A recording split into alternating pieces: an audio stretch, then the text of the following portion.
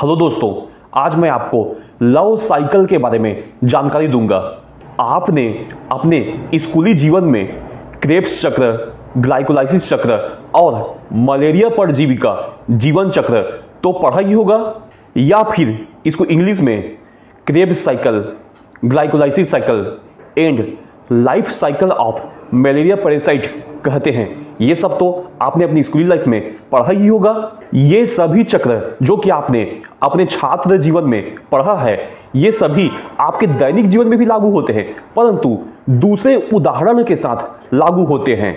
ये सभी दूसरे उदाहरण के साथ और दूसरे रूप में कैसे लागू होते हैं, तो चलिए अब मैं आपको बताने जा रहा हूं। दोस्तों, अगर आप एक लड़के हो और वर्तमान में आपका किसी लड़की से बातचीत नहीं हो रहा है और फ्यूचर के 1 महीने में आपका किसी के साथ बातचीत होने का योग नहीं बन रहा है, तो फिर दोस्तों मैं गारंटी के साथ आपको बोलता हूं कि अगले 3 महीनों में आपकी कोई भी गर्लफ्रेंड बनने का योग दूर दूर तक नहीं है। यही लवलॉजी का मूलभूत सिद्धांत है तथा विदेशों में इसके लिए सर्टिफिकेट प्रोग्राम भी चलाए जाते हैं। परंतु दोस्तों, भारत में वर्तमान में अभी ऐसा कोई इंस्टीट्यूट नहीं है जो कि लवलॉजी के ऊपर कोर्स करवाए। अगर आप मेरे ऑडियंस में से किसी को इच्छा हो तो मुझे कमेंट्स में बता दीजिएगा कि आपको लवलॉजी का कोर्स करना है, तो फिर विदेशों में कौन से इंस्टीट्यूट है जो कि इसके कोर्स करवाते हैं, मैं आपको पर्सनली एडवाइस करके बता दूंगा। अगर आपको कोर्स करने की इच्छा है तो मुझे कमेंट्स कीजिएगा।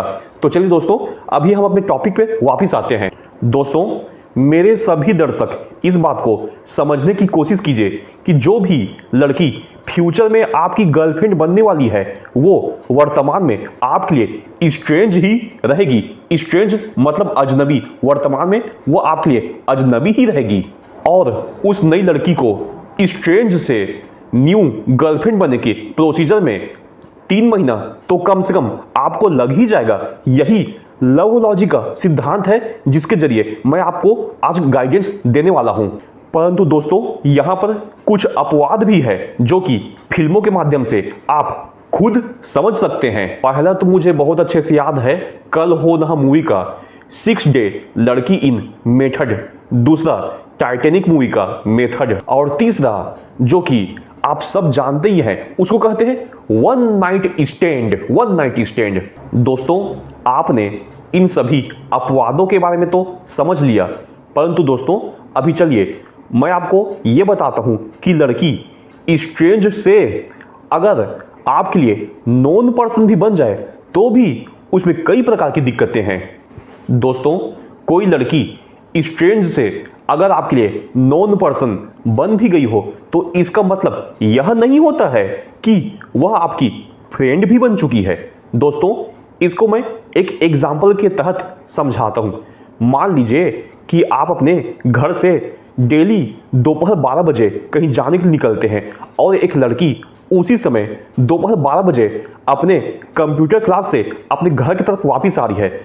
आप दोनों ने एक दूसरे से कभी बात नहीं किया है, लेकिन आप दोनों एक ही समय में एक ही रास्ते से आते जाते रहते हैं, तो फिर आप दोनों एक दूसरे के लिए नोन पर्सन हैं। आप दोनों एक दूसरे को अच्छे से जानते हैं कि वह इस समय आती है तो मैं भी देखता हूं और मैं इस समय आता हूं तो वो भी देखती है। लेकिन दोस्तों, इसका मतलब यह बिल्कुल नहीं है कि वो जो आपके लिए नोन पर्सन है, मतलब कि जानकार व्यक्ति है, वह आपकी फ्रेंड हो, ऐसा कोई जरूरी नहीं है।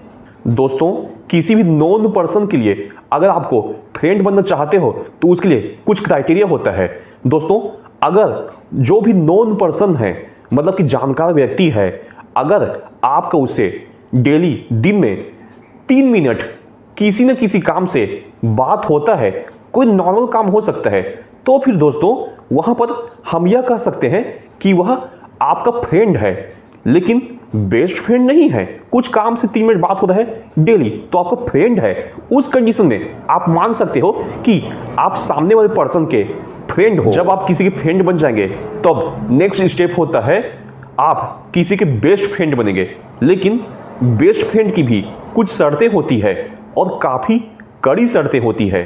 अगर सामने वाले पर्सन से आपका दिन में 2 बार 6 मिनट या 6 मिनट से ज़्यादा बात हो रहा है अथवा 12 मिनट पूरा एक दिन में लगातार एक बार में बात हो जा रहा है और इस बातचीत के दौरान जो सामने वाला पर्सन है आपको अपनी कुछ समस्या बता रहा है, वह भी उत्साह के साथ समस्या बता रहा है कि मुझे ऐसा है, मुझे वैसा है, और आप भी सामने वाले के संग कंफर्टेबल हैं कि अपनी कुछ पर्सनल बात उनको बता सके, तो फिर दोस्तों हम कह सकते हैं कि आप दोनों बेस्ट फ्रेंड बन चुके हो।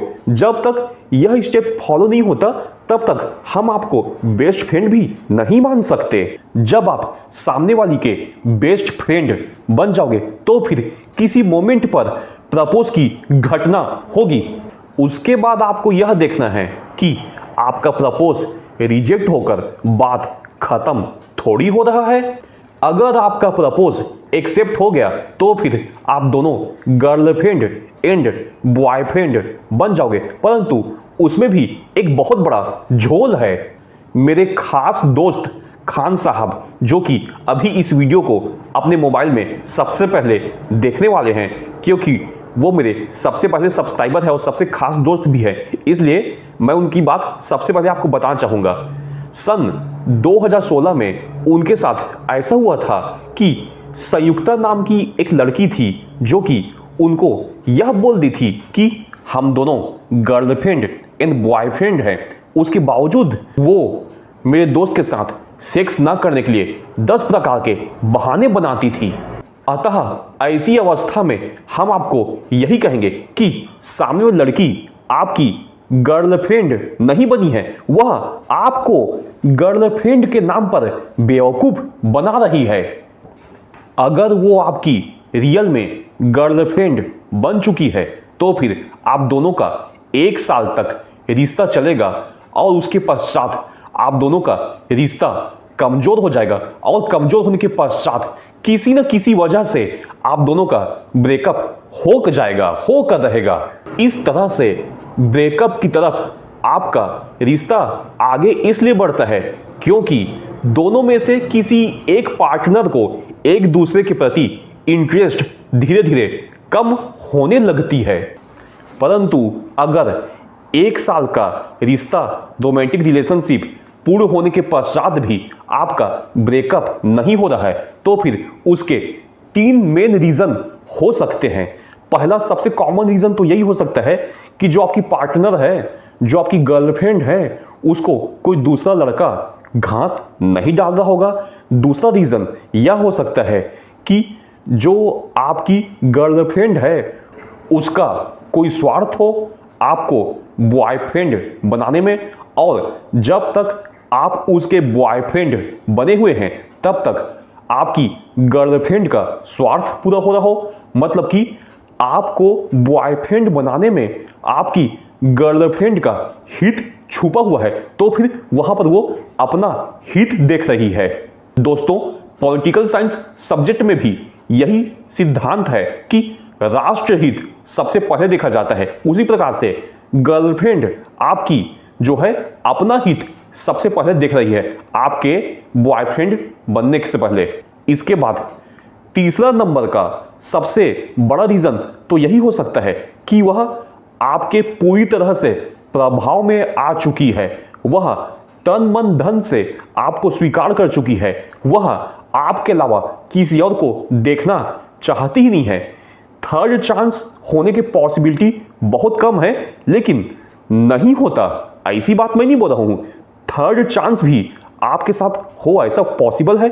इसका सबसे बड़ा एग्जाम्पल जो वर्तमान में राजनेताओं के अंधभक्ति करते हैं वही हो सकते हैं। उनको पता है राजनेता गलत है, फिर भी वो उनके खिलाफ एक भी बात नहीं सुन सकते। वैसे ये भी पॉसिबल है कि जो आपकी गर्लफ्रेंड है वह आपके प्रति अंधभक्त बन गई हो, आपके प्रति पूरी निष्ठावान तरीके से न्योछावर हो चुकी हो, ये भी पॉसिबल है। ये सभी प्रोसीजर के बाद आपका फिर से ब्रेकअप हो जाता है और ब्रेकअप के पश्चात आप फिर से एक नई गर्लफ्रेंड की तलाश करना चालू कर देते हैं और फिर से सेम वही प्रोसीजर लगातार चालू होने लगता है। मतलब कि क्या चालू होने लगता है?